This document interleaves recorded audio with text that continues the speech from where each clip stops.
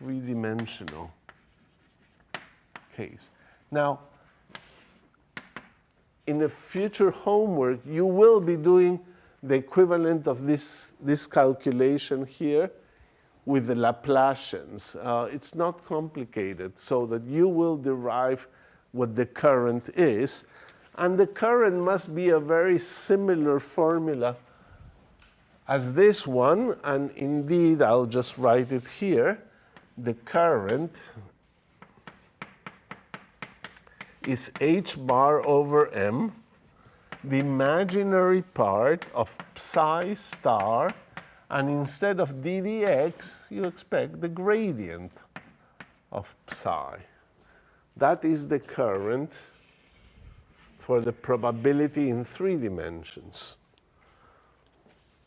And the analog of this equation, d rho dt plus dj dx equals 0, is d rho dt plus divergence of j is equal to 0. That is current conservation. Perhaps you do remember that from your study of electromagnetism. That's how Maxwell discovered the displacement current, when he tried to figure out how everything was compatible with current conservation. Anyway, that argument I'll do in a second so that it will become clearer. One last thing here.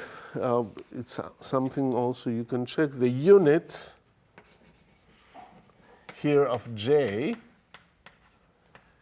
is 1 over L squared times 1 over T. So probability T per unit area and unit time. Okay. So what did we have?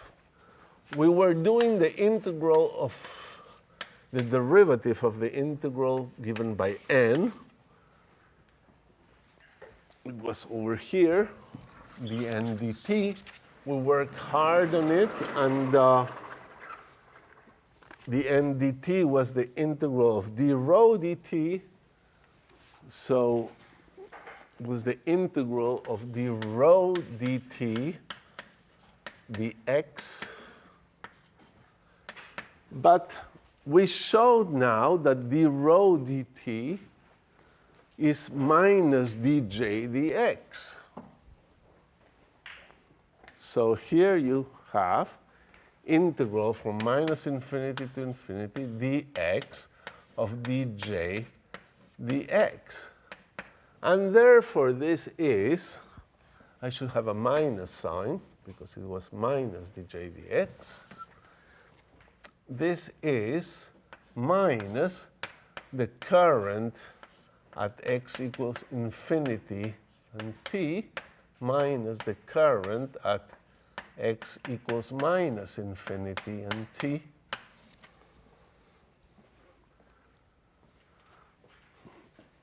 And as we more or less hinted it before, since the current is equal to h over 2im psi star d psi dx minus psi d psi star dx.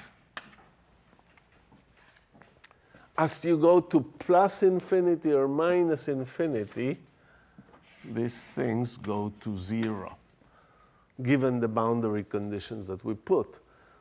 Because psi or psi star go to 0 at infinity, and the derivatives are bounded at infinity. So this is 0. The n dt is 0.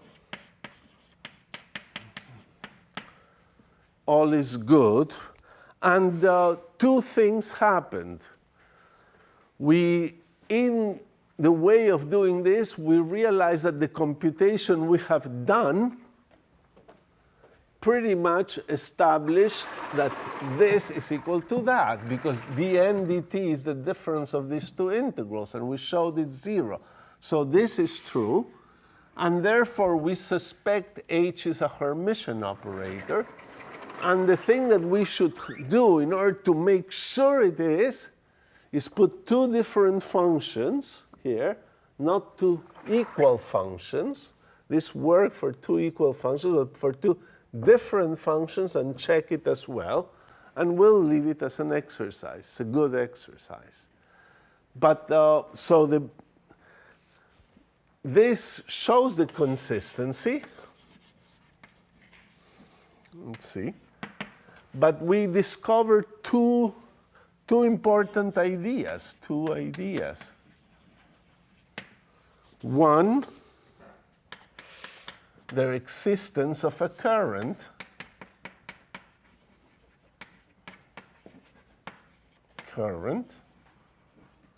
for probability, and two, H is a Hermitian operator.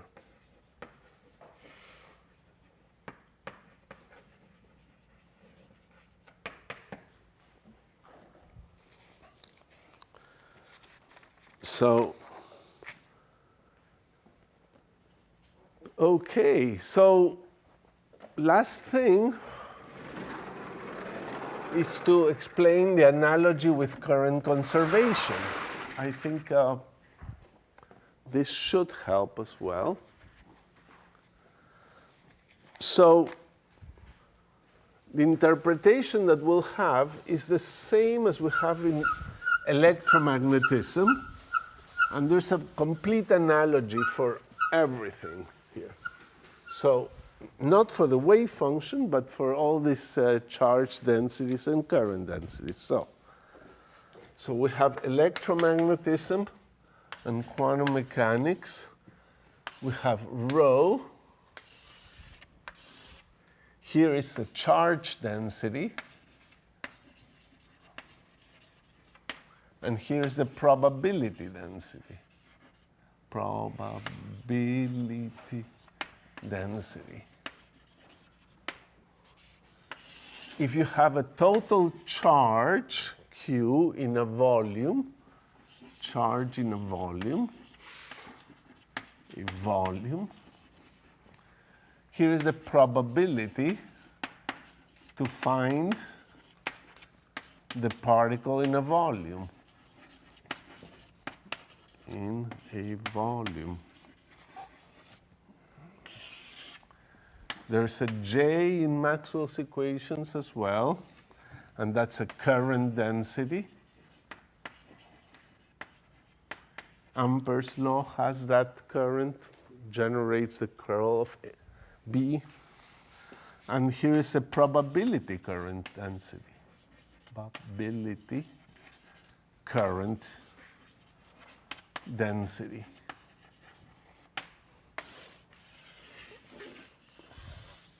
So that's the table.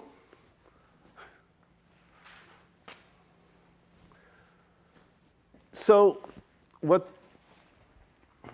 I want to make sure is that you understand why these equations like this or that are more powerful than just showing that dn dt is 0. They imply a local conservation of probability. You see, there has to be physics on this thing. So the total probability must be 1. But suppose you have the probability distributed over space. There must be some relation between the way the probabilities are varying at one point and varying in other points so that everything is consistent. And those are these differential relations that say that whenever you see a probability density change anywhere, is because there is some current. And that makes sense. If you see the charge density in some point in space changing, is because there must be a current. So thanks to the current, you can learn how to interpret the probability much more physically. Because if you ask what is the probability that the particle is from this distance to that distance, you can look at what the currents are at the edges and see whether that probability is increasing or decreasing. So let's see that. Suppose you have a volume and you define the charge inside the volume.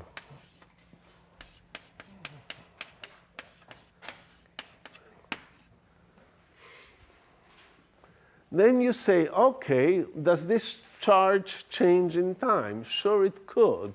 So dq dt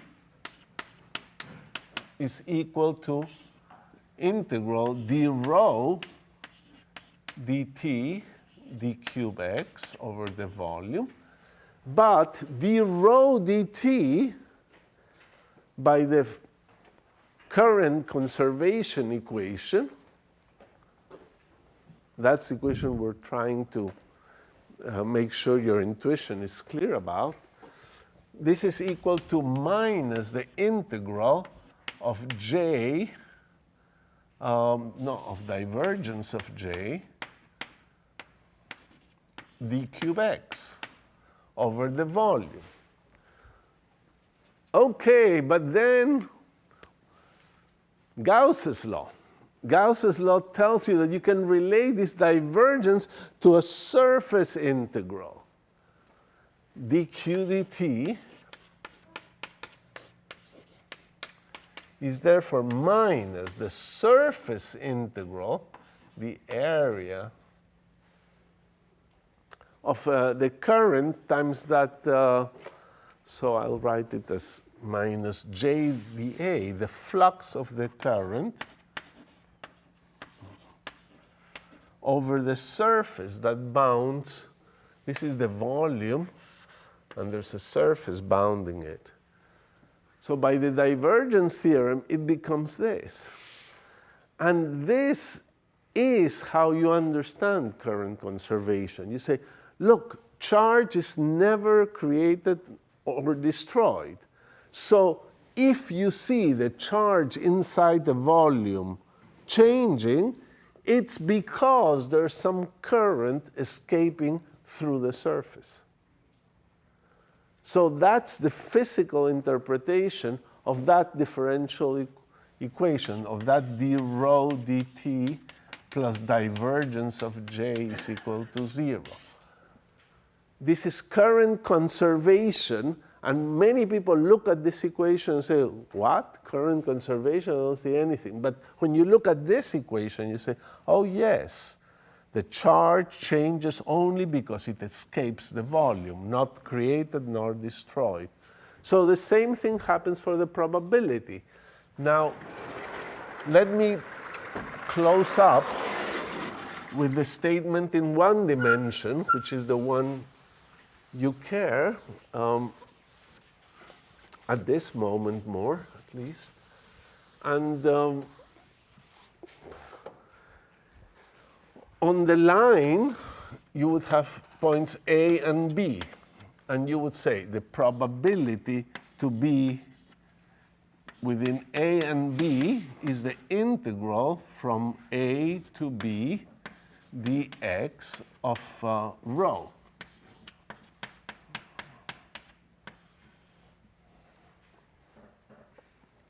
That's your probability. That's the integral of psi squared from A to B. Now, what is the time derivative of it? dPAB dt would be integral from A to B dx of d rho dt. But again, for that case, d rho dt is minus dj dx.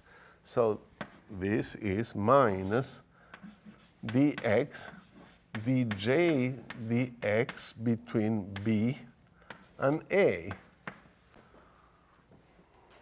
And what is that? Well, you get the j at the boundary, so this is minus j at x equals b t minus j at x equals a t. So simplifying it, you get dpab dt is equal to minus j at x equals b, or I'll put just b t plus j of a t.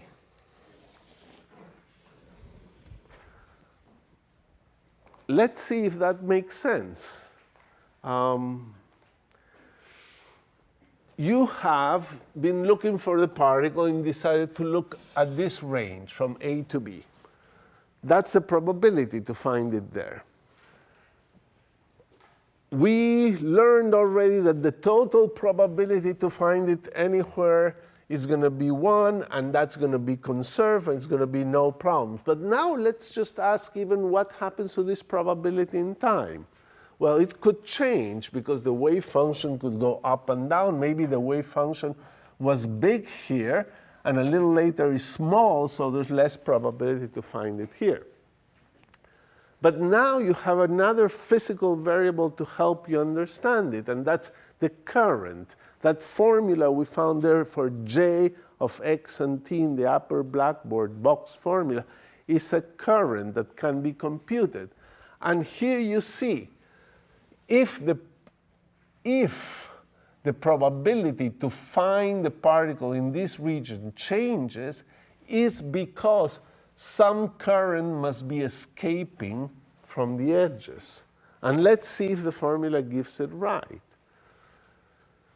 Well, we're assuming quantities are positive if they are have plus components in the direction of x. So this current is the current component in the x direction.